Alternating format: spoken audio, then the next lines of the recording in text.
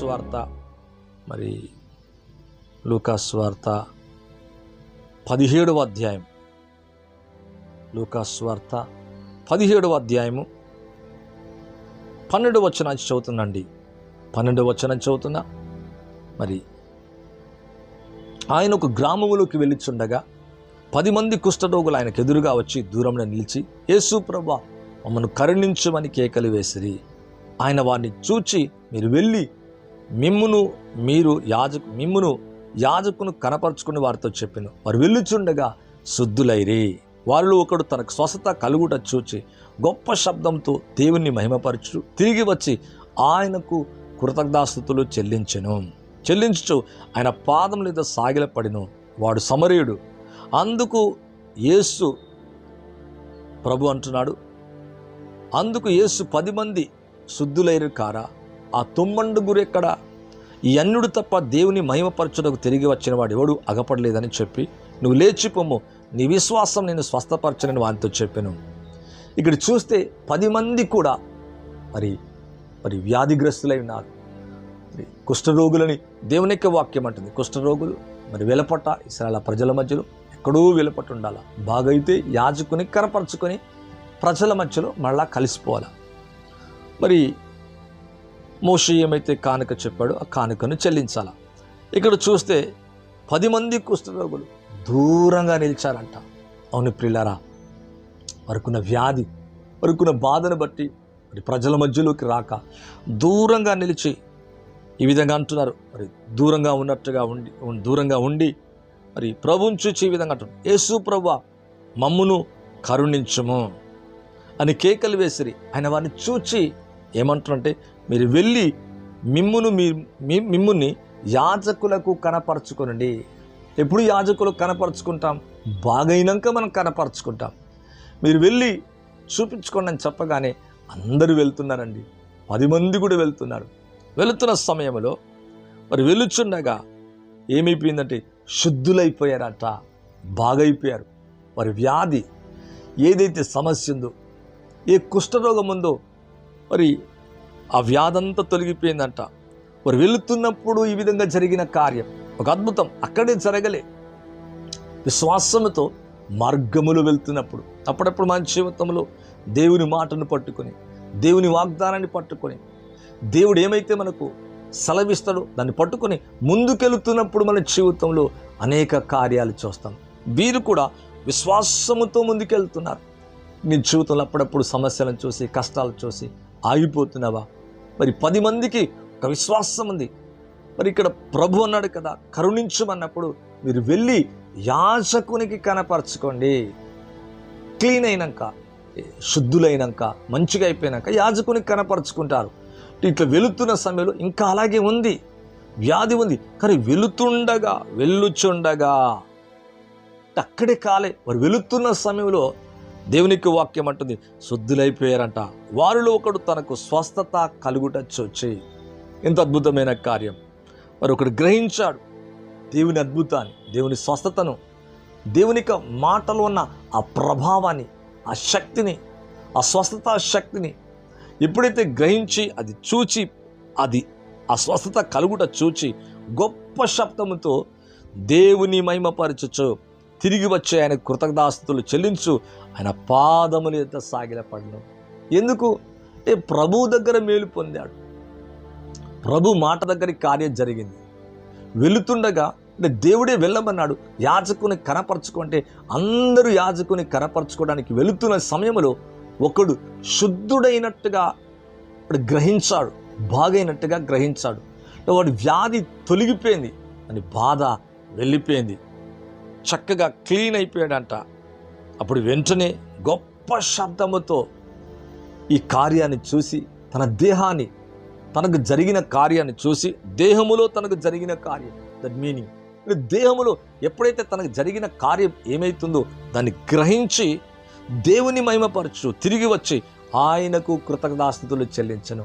అంటే ఏ మేలు కొరకైతే యేసు ప్రభు దగ్గరికి వచ్చి దూరమున నిలిచి ప్రభువా నన్ను కరుణించంటే దేవుడు ఎంతగా కరుణించాడండి, చక్కగా కరుణించాడు, ఎంత అద్భుతంగా కరుణించాడు. అవును ప్రియులారా, ప్రభు నిన్ను కూడా కరుణిస్తాడు.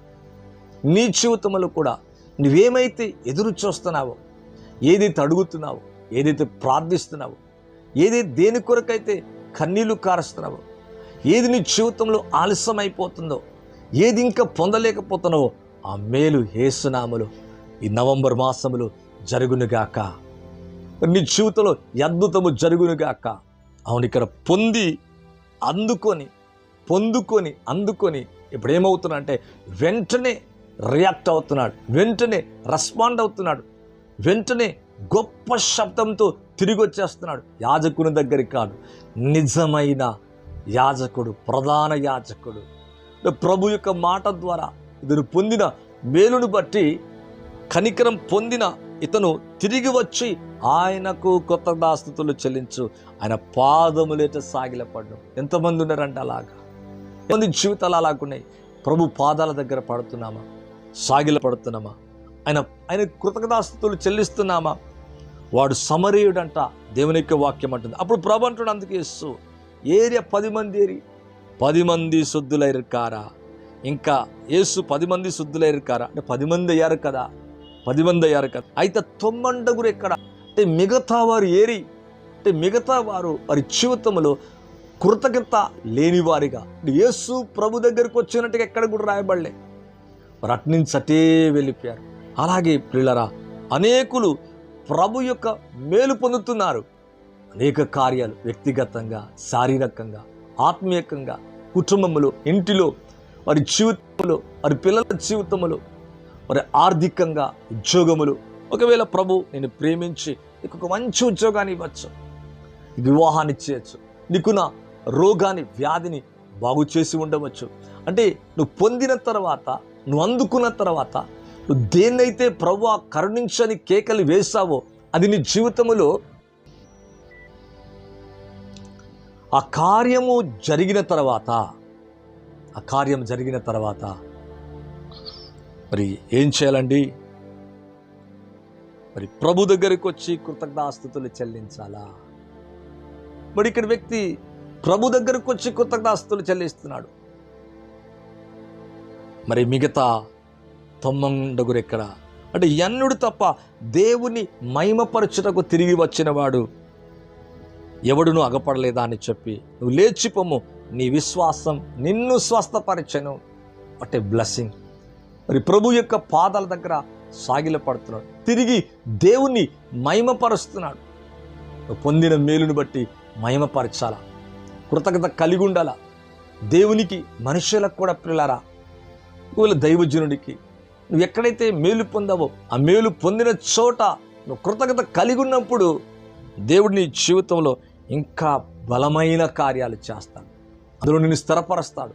ఇప్పుడు ఈ వ్యక్తి యొక్క జీవితంలో మరి 9 మంది కంటే ఇంకొక స్పెషల్ ఏంటంటే మళ్ళా ఆ వ్యాధి తన జీవితంలో ఎన్నడూ కూడా రాదు, మళ్ళా తిరిగి ఎన్నడూ రాదు. కారణం ఏంటంటే ప్రభువు నచ్చి మహిమపరుస్తున్నాడు. మరి నువ్వు పొందిన మేలుకు తిరిగి మహిమపరుస్తున్నావా? అంటే మేలుని అందుకొని మన జీవితం ఎలాగుండాలంటే కృతజ్ఞత కలిగిన వారిగా ఉండాలా. దేవుడు అటువంటి కృప నీకు ఇచ్చినగాక. నీ జీవితంలో ఇంకా మేలు పొందుకోలేకపోతున్నావా? దట్ మీన్స్ అంటే నువ్వు ఎదురు చూసిన మేలు నీ జీవితంలో జరగట్లేదా? దయ్యం ఆటంకపరుస్తుందా? మరి అనేక ఆటంకాలు నీ వ్యక్తిగతంగా చూస్తున్నావా? అవన్నీ యేసు నామములో నీ జీవితం నుంచి సంపూర్తిగా తొలగిపోనుగాక. ఏదైతే ఎక్స్పెక్ట్ చేస్తున్నావో, ఏదైతే అడుగుతున్నావో, ఏదైతే కోరుతున్నావో, వారు కోరినట్టుగా, వారు అడిగినట్టుగా, వారు దూరమున నిలిచి ప్రభువా మమ్మను కరుణించము. అవునైన కనికరమంతుడు, దీర్ఘశాంతుడు, కృప సమృద్ధి గల దేవుడు. వ్యాధులు స్వస్థపరచడమే కాదు, నీ పాపాన్ని కూడా, నీ వ్యాధిని కూడా, నీ బలహీనతను కూడా, అవును పాపాలను క్షమించటకు మనుష్య కుమారునికి అధికారము కలదు. నీ వ్యాధిని కూడా స్వస్థపరచగలడు, దెయ్యాలు వెళ్ళగొట్టగలడు, రోగులను బాగు చేశాడు, చనిపోయిన వాళ్ళు లేపాడు. పిల్లరా, ఈ విధంగా తిరిగి రిటర్న్ మళ్ళా ప్రభు రాబోతున్నాడు. ఈ చివరి దినాల్లో కృతజ్ఞత లేనివారు అనేకులు బయలుదేరుతారు. పిల్లరా, అనురాగరహితులు, ప్రేమ లేనివారు, కృతజ్ఞత లేనివారు, మరి అవిధేయులు, దేవునికి, మనుషులకు మరి కృతజ్ఞత లేనటువంటి జీవితాన్ని కలిగిన వారిని మనం అనేకుల్ని చూస్తాం. అయితే ఎవరైతే కృతజ్ఞత కలిగి ఉంటారో వారి జీవితములు రెట్టింపు ఆశీర్వాదము చూస్తారు, సమృద్ధిని చూస్తారు, నెమ్మది చూస్తారు. అంటే ఇక ఈ వ్యక్తి యొక్క జీవితంలో ఇక్కడ అంటాడు, అన్యుడు తప్ప దేవుని మహిమపరచుటకు తిరిగి వచ్చిన వాడివాడు లేడా అని చెప్పి, నువ్వు లేచిపోము, నీ విశ్వాసం నిన్ను స్వస్థపరచెను. దై faith hath made the whole. అంటే పరిపూర్ణంగా, సంపూర్ణంగా, కంప్లీట్గా మళ్ళా నీ జీవితంలో ఆ సమస్య రాకుండానుగాక. అంటే దేవునికి వాక్యం అంటుంది కదా, నువ్వు లేచిపోము, ప్రభుని నేను చేసి స్వస్థపరిచాను. అవును, దేవునికి వాక్యం అంటుంది కదా, ప్రభు యొక్క వాక్యం అంటుంది, లేచిపోము, నీ విశ్వాసం నిన్ను స్వస్థపరిచిందంట. అవును, ఆయన విశ్వాసం అతన్ని స్వస్థపరిచినట్లుగా బైబిల్లో చూస్తాం. ఈ లైవ్ అనంతరం నీ జీవితంలో బలమైన కార్యము జరుగునుగాక, గొప్ప కార్యములు జరుగునుగాక, గొప్ప అద్భుతములు జరుగునుగాక, సాతాను క్రియలు లయమవునుగాక. ఏదైతే ఆటంకపడి అడ్డుపడి మీ జీవితంలో ఏదైతే పొందలేకుండా ఆలస్యమైపోతుందో యేసు నామములో అది తొలగిపోనుగాక. మరి ఎదురు చూస్తున్న వివాహమే కానీ, ఉద్యోగమే కానీ, ఆరోగ్యమే కానీ, నెమ్మదే కానీ, ఏ దేన్నైతే ఎక్స్పెక్ట్ చేస్తున్నావో అది యేసు నామములో నీ జీవితంలో, నా జీవితంలో కలుగునుగాక. మరి ఎంతమంది కృతజ్ఞత కలిగి ఉంటున్నారండి? ఈ చివరి దినాల్లో కృతజ్ఞత లేనివాని అనేకులు చూస్తాం. కానీ కృతజ్ఞత కలిగి ఉన్నప్పుడు ఆ ప్రభు ఎంతగానో ఆనందిస్తాడు, సంతోషిస్తాడు. నీ జీవితంలో నీ మేలుని ఇంకా సమృద్ధి అయిన మేలుగా, రెట్టింపైన మేలుగా, అనేక మేళ్లతో నీ జీవితాన్ని నింపి నిన్ను నడిపిస్తాడు. అటువంటి కృప, అటువంటి ఆశీర్వాదాన్ని ప్రభు మీ జీవితంలో అనుగ్రహించునుగాక. దయచేసి మీ కొరకు ప్రార్థించి ముగిస్తానండి. పరిశుద్ధమైన తండ్రి, ఎవరైతే లైవ్ చూస్తున్నారో, వీక్షిస్తుండగానే బలమైన కార్యాలు యేసు నామములో జరుగునుగాక. ప్రతి వ్యాధి యేసు నామములో తొలగిపోనుగాక. ప్రతి కలవరం, ప్రతి భయం, ప్రతి అవిధేయత, ప్రతి చీకటి, ప్రతి అంధకార సంబంధమైనది యేసు క్రీస్తు నామములో వారి జీవితం నుంచి తొలగిపోనుగాక. వివాహాలు జరుగునుగాక, ఉద్యోగాలు దొరుకునుగాక. దేహంలో ఉన్న ప్రతి వ్యాధి ఇప్పుడే ఇన్స్టెంట్లీగా స్వస్థత కలుగునుగాక, నెమ్మది కలుగునుగాక. పొందుకున్న మేలుకి అయ్యా తండ్రి, వారి జీవితంలో ఏదైతే అందుకున్నారో, ఏదైతే పొందుకున్నారో ప్రభా, ఆ పొందుకున్న మేలుకు తిరిగి ఈ అన్యుడి వలె కృతజ్ఞత కలిగి ఉండే కృప దయచేయి. 9 ఎక్కడ వారందరూ దూరంగా వెళ్ళిపోయారు, ఒక్కడు తిరిగి వచ్చి మిమ్మల్ని మహిమపరిచాడయ్యా. అనేకులు మేలు పొందుతారు నాయన, కానీ కృతజ్ఞత కలిగిన వారు కొద్ది మందే ఉంటారు నాయన. అలాగే అయ్యా మా జీవితంలో చివరి వరకు, కడ వరకు నాయన మీ కృతజ్ఞత కలిగి మీ సేవలో ఇంకా ముందుకు సాగాల. అయ్యా సేవ చేస్తున్న వారు దీవించండి నాయన. వ్యాధిగ్రస్తులను వారి వ్యాధి పడకల నుంచి లేవనెత్తండి. దుఃఖములు ఉంటున్న వారి దుఃఖం యేసు నామములో తొలగిపోనుగాక. ప్రతి అంధకార సంబంధమైన అధికారం వారి జీవితం నుంచి తొలగిపోనుగాక. ప్రతి చీకటి వెళ్ళిపోనుగాక. మరణకరమైన వ్యాధులు యేసు నామములో తొలగిపోనుగాక. ఆత్మహత్య యేసు నామములో ఎవరైతే చేసుకోవాలనే ప్రేరేపణ కలిగి ఉన్నారో యేసు నామములో అది ఆ స్పిరిట్ వెళ్ళిపోనుగాక. ఫియర్ స్పిరిట్స్ యేసు నామములో తొలగిపోనుగాక. ప్యారలైజ్డ్ అయి ఎవరైతే ఉన్నారో కిడ్నీ సమస్య, హార్ట్ సమస్య నాయన, లివర్ ప్రాబ్లం ప్రభా, క్యాన్సర్ ప్రభా, కడుపులో సమస్య, నడుములో సమస్య, తలలో సమస్య ప్రభా, ఏ సమస్యల చేతైతే బాధపడుతున్నారో నజరేయుడగు యేసు క్రీస్తు నామములో వారి జీవితం నుంచి పూర్తిగా ఇప్పుడే తొలగిపోనుగాక. మీరు ఇచ్చిన అధికారాన్ని బట్టి ఆజ్ఞాపిస్తున్నా, యేసు నామములో ఆజ్ఞాపిస్తున్నా, ఇప్పుడే డెలివరెన్స్ని ప్రకటిస్తున్నా. అయ్యా మీ స్పిరిట్ ద్వారా ఇప్పుడే నజరేయుడగు యేసు నామములో దేవుని స్వస్థత శక్తి ఈ లైవ్ ద్వారా ప్రవహించునుగాక. శాంతా కాబాలా సొంతోరిబా మేలా శిఖందరాబా రోసోతో కాబా మేలా శిఖందరాబా. ఎవరైతే తండ్రి లైవ్ చూస్తున్నారో వారి జీవితంలో గ్రేట్ థింగ్స్ జరుగునుగాక. Thank you holy spirit, thank you Jesus. అయ్యా మీ ప్రసన్నతకై స్తోత్రాలు, మీ నెమ్మదికై స్తోత్రాలు, మీ అద్భుతమైన శక్తి విడుదలవుతున్నందుకు స్తోత్రాలయ్యా. చీకటి పారిపోనుగాక, పేదరికం వెళ్ళిపోనుగాక, వ్యాధులు తొలగిపోనుగాక. మరణకరమైన వ్యాధులు యేసు నామములో ఇప్పుడే ఆజ్ఞాపిస్తున్న యేసు నామములో వారి జీవితం నుంచి తొలగిపోనుగాక. భయం వెళ్ళిపోనుగాక, బాధ వెళ్ళిపోనుగాక, కన్నీరు తుడబడునుగాక. నెమ్మది కలుగునుగాక. Thank you Jesus. మీ ప్రసన్నతకై స్తోత్రాలు, మీ అభిషేకముకై వందనాలు, మీ గొప్ప అద్భుతమైన శక్తి విడుదల చేస్తున్నందుకు స్తోత్రాలు నాయన. మీ అగ్ని చేత తాకినందుకు వందనాలు. బిడ్డలందరినీ కూడా బాగు చేయమని, ముట్టి స్వస్థపరచమని, నెమ్మది కలగ చేయమని, ఈ యొక్క లైవ్ ద్వారా అనేకుల జీవితాలు యేసు నామములో మార్చబట్టకు, అద్భుతాలు పొందుటకు, తిరిగి సాక్షులుగా మార్చబట్టకు నాయన సహాయం చేయమని, మీ ఆత్మ ద్వారా చేసిన గొప్ప కార్యాలకే వందనాలు చెల్లిస్తూ నన్ను నేను తగ్గించుకుంటూ మీ ఎదుట సాగిలపడుతూ యేసు క్రీస్తు నామములో అడిగి వేడుకుంటున్నాను తండ్రి, ఆమేన్.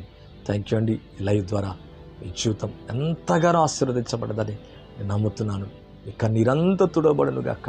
హైదరాబాద్ ప్రాంతానికి మీరు చెందిన వారైతే మరి మా యొక్క సంఘ ఆరాధన మరి ప్రతి ఆదివారం 9 గంటల నుంచి 10:30 వరకు బెత్లెహేమ్ స్కూలు మల్కాజ్గిరి మరి మల్లికార్జున్ దగ్గర మరి ఆదివారం మరి జరుగుతున్న ఆరాధనలోకి మనందరినీ ప్రేమతో ఆహ్వానిస్తున్నా. మీరు కూడా వచ్చి మాతో కూడా కలిసి ఆరాధించి స్తుతించి మేలు పొందుకోవాలని మనస్ఫూర్తిగా కోరుకుంటున్నా. ప్రభు అన్ని విధాలుగా మీ జీవితాన్ని ఆశీర్వదించనుగాక. ఎవరైతే ఈ పరిచయం ప్రేమిస్తున్నారో, సహకరిస్తున్నారో, ఎవరైతే మా కొరకు మరి ముందుకు మీ చేతులు చాపుతున్నారో, మీ కుటుంబాల్లో దేవుడు బలమైన కార్యాలు చేయనుగాక. మీ కన్నీరంతా తుడిచి పెట్టునుగాక. ప్రభు నెమ్మది కలగచ్చేనుగాక. Thank you. God bless you. Praise the Lord. ప్రభు మిమ్మల్ని సమృద్ధిగా ఆశీర్వదించునుగాక. ఆమేన్.